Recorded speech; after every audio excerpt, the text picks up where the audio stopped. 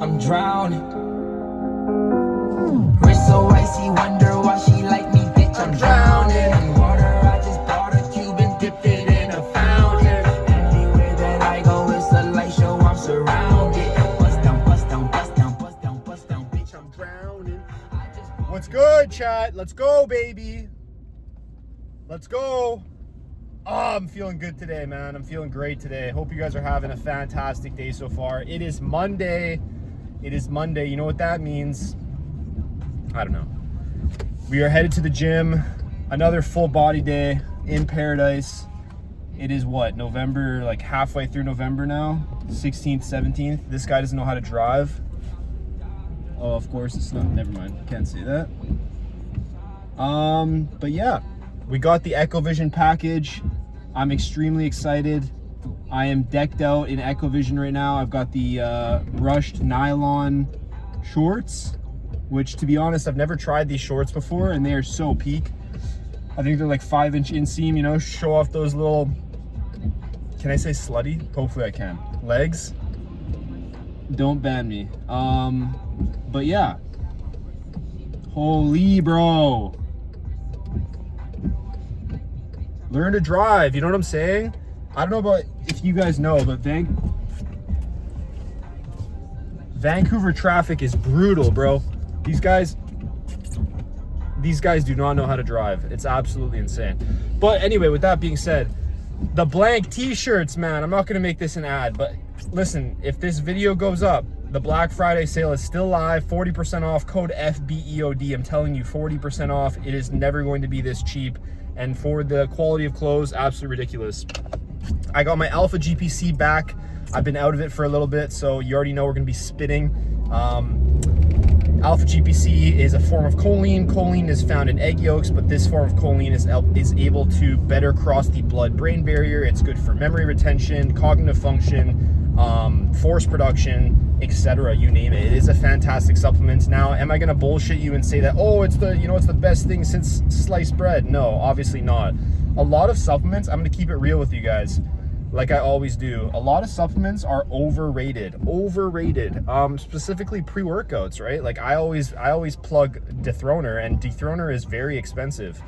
Well, it depends on who you're talking to and what you're like, what you consider expensive, obviously. But listen, if you're on a budget, just get caffeine pills. I'm not trying to like make you guys waste money on stuff that is not necessarily going to be, it's going to be beneficial, don't get me wrong. Like I would put pre-workout above creatine in terms of like benefit, in terms of like beneficial supplements.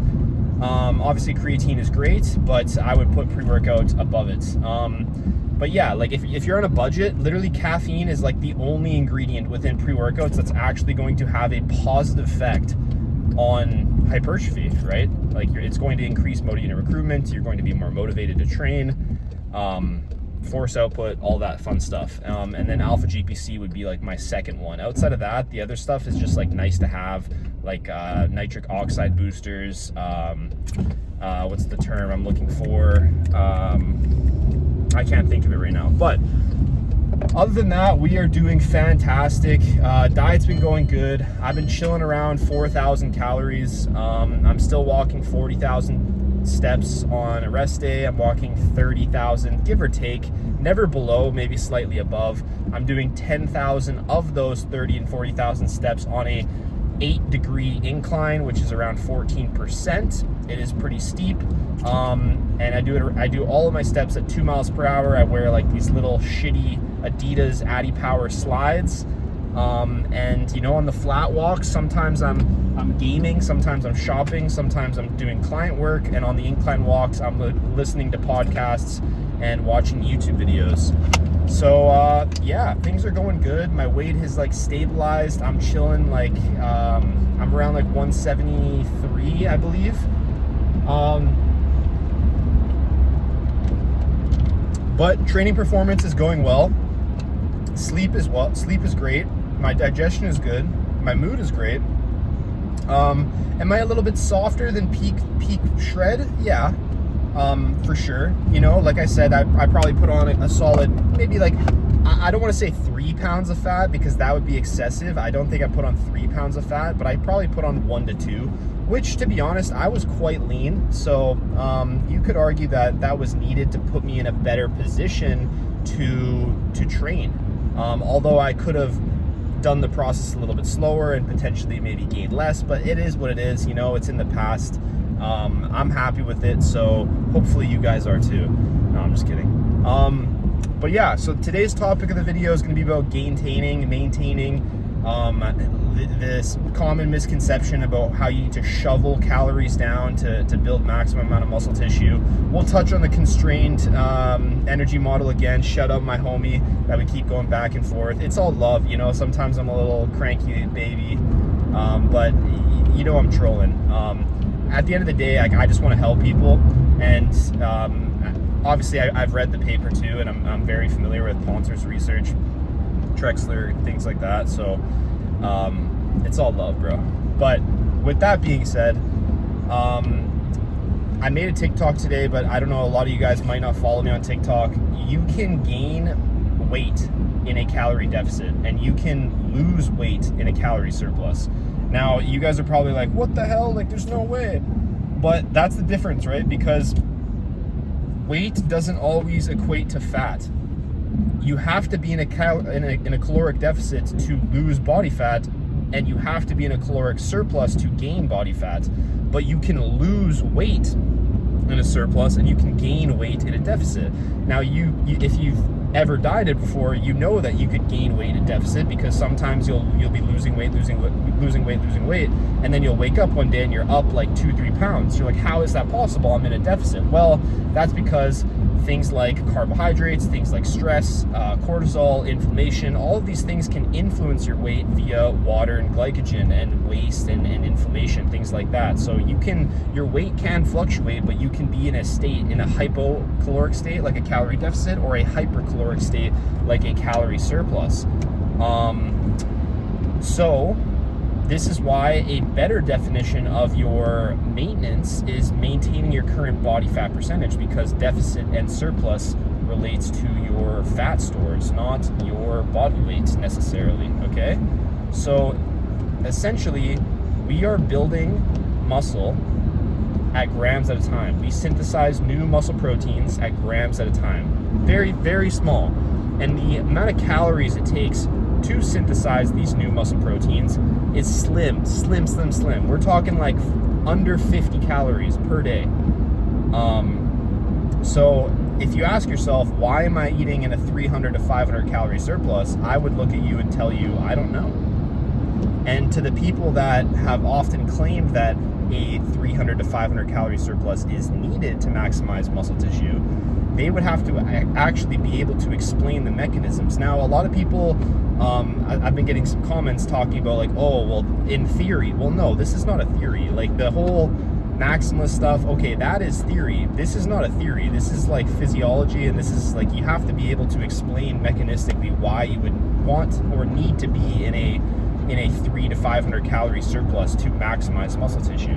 This is why in my last video I was yapping about how you could potentially maximize muscle growth in a slight calorie deficit, and I still stick by that. I genuinely believe that.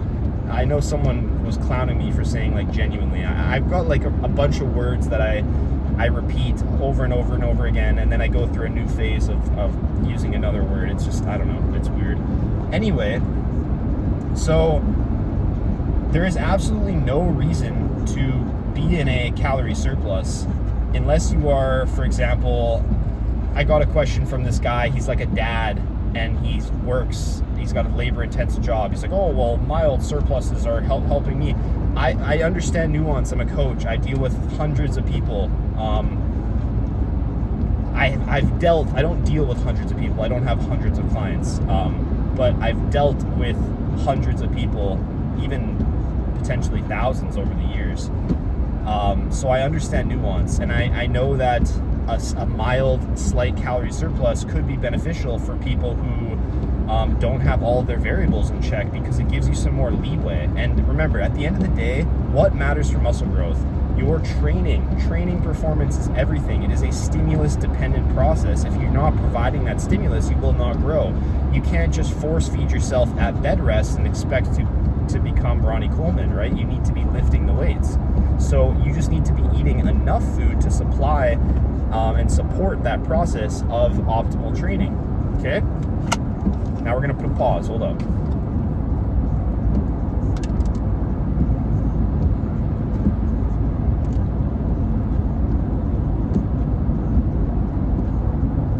Oh, delicious.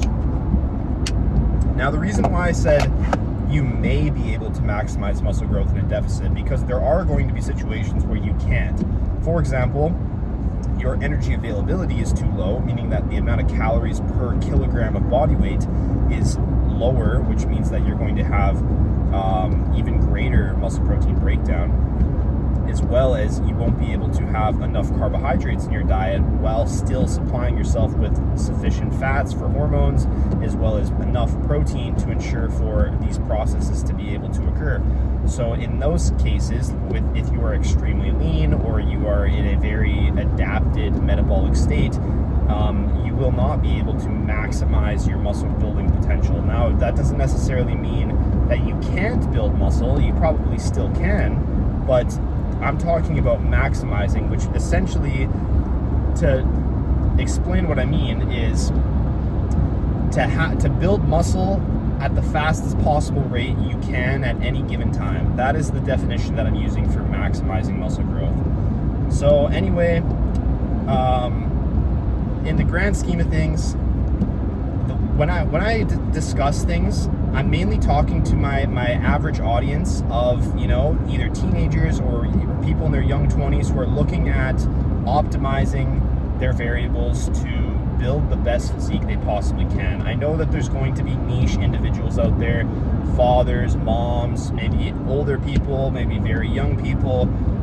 You just have to take the advice as general advice. Obviously, like if you want nuanced, then you would apply for coaching. But yeah, with that being said, find your total daily energy expenditure. It varies every single day. Watch my prior videos about how to find it and eat around there, because it's a range, indefinitely. If you've been in a surplus at one point in your life, which we all have, then you will have fat on your body that can be used to support this process of building new muscle proteins. And I can confidently say that there's probably not one viewer that is too lean that needs to bulk. Now, obviously, there could be one, but you'd have to be pretty damn peeled to need a surplus. And when I say need, I mean need, right? To get yourself in a position to maximize growth. You can still grow, but to maximize growth. So for the majority that are listening to this, do not go in a surplus. You feel better when you're leaner. You look better. Your confidence is higher. Just everything is better when you're leaner. Sure, when you're bulked up, the gym is nice, right? I miss being 220 in the gym, throwing around heavy weights, feeling invincible. But you don't like the way that you look in clothes. Your face looks like shit. You lose your jawline. All those things, right? There's so many negatives when it comes to your blood pressure, health markers, health indicators, things like that. Everything is worse when you're bulked up. So stay within 10 to 12%. If you are above 10 to 12%, I recommend dieting slowly. If you want to diet aggressively, you can do that too.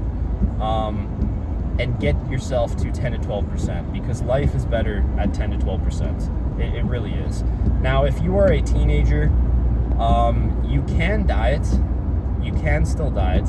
I'm not going to say that you can't. I just would recommend that you stay within a 500 calorie deficit per day and take it slow, because again, you will be able to maximize muscle growth, assuming that you have all the variables ticked off.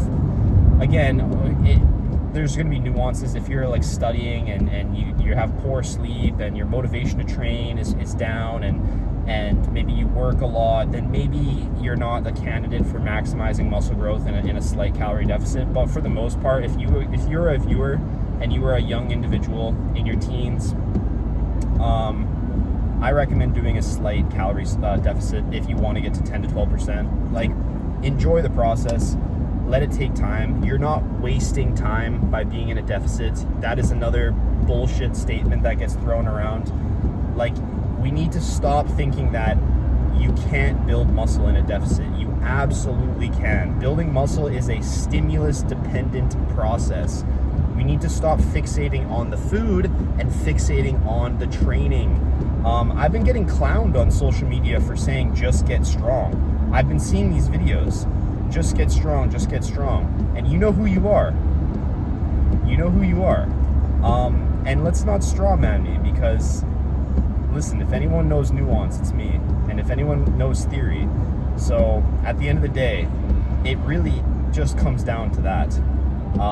The amount of times I've seen people that do the most ridiculous shit, you know, drop sets, high reps, no rest, bro splits, you know, suboptimal exercises like front squats and whatever, you name it, and they have physiques that like log these kids times 5 that are doing like the most optimal on paper training is ridiculous. It's like every time. And you know the difference? These guys have been training for a long period of time. They've been training close to failure. They use enough volume. They eat enough protein. Like, they do everything that actually fucking matters. And they don't squabble about all the tiny little bullshit. Like, that's the difference between a lot of the people that actually have muscle and have good physiques and a lot of the people that are trying to optimize their training, right? So if you're going to take any advice from that, it's literally just relax. Like, relax. Trust me, I'm trying to get the gains as fast as I possibly can and to optimize my training as well, but at the end of the day, you're probably already there, and you just need to chill. You just need to chill. But yeah, so that's the yap for today. Essentially, don't bulk. There's no need to.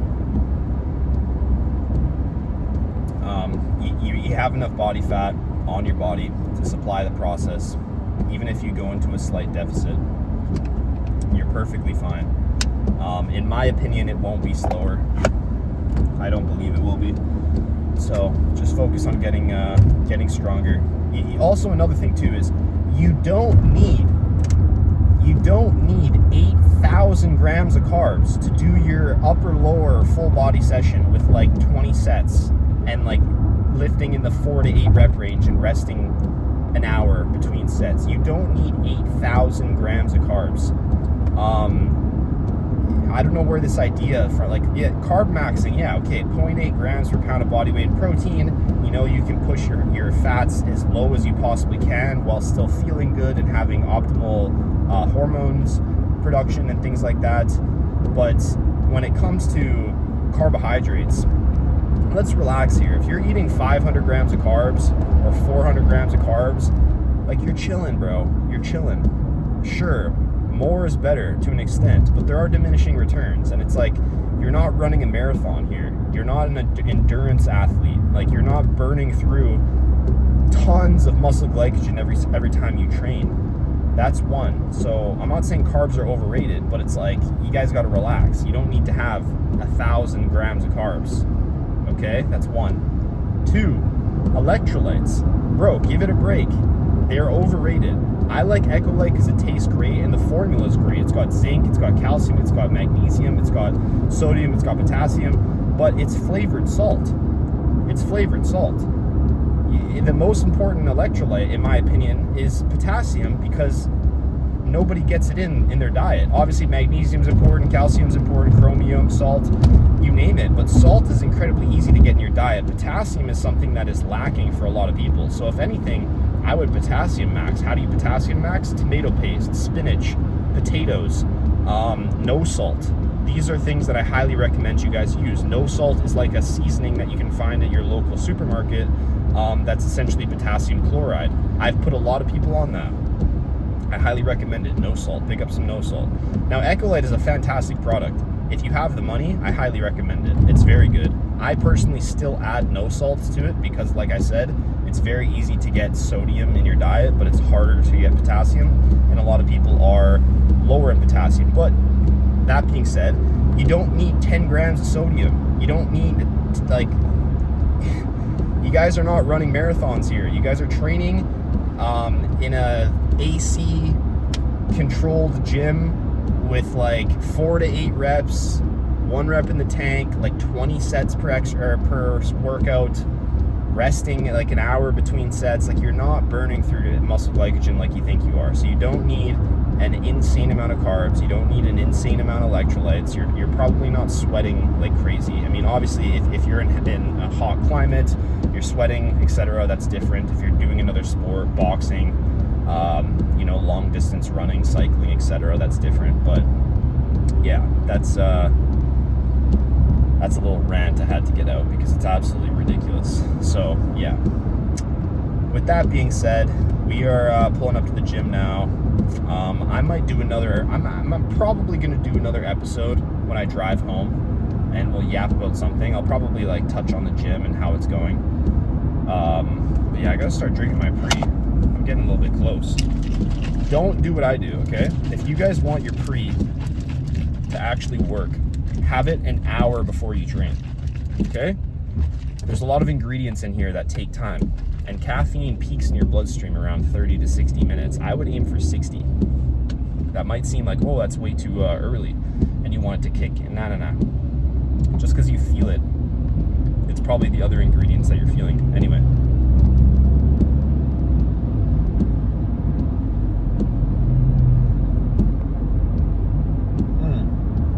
Delicious. All right, fellas. It was a short one today, but I think we got some good stuff out there. I didn't talk about the constrained model. I mean, I've talked about it like a bunch of times. I'll briefly touch on it again. It's just a model, okay? It's just a model. And the main benefits of the model and where you see it, being used the most is in situations where you can't eat back the calories when your expenditure is like ridiculously high. So we're talking about like ultra marathon runners and things like that, people who are burning or potentially burning an insane amount of calories, which is then when your body will down-regulate other systems to avoid this linear expenditure. And if you are in a state of like a calorie deficit and you're trying to lose body fat, you're not supplying the energy required to burn this energy, especially if you're trying to push 40,000 steps a day. So there are diminishing returns. I don't want to pull the whole Dr. Mike, like we actually don't know, but truly we actually don't know. So again, a lot of people have taken my last couple videos and they've tried to like estimate their total daily energy expenditure. I've seen people in my Discord and they're like, oh, but I'm not losing weight on this many calories. It's because you're overshooting. It's not because of the constrained model. It's because you're overshooting how many calories you are burning per step, per incline, the METs. If you're going to go down this route and estimate your total daily energy expenditure, undershoot everything to the most unrealistic like potential.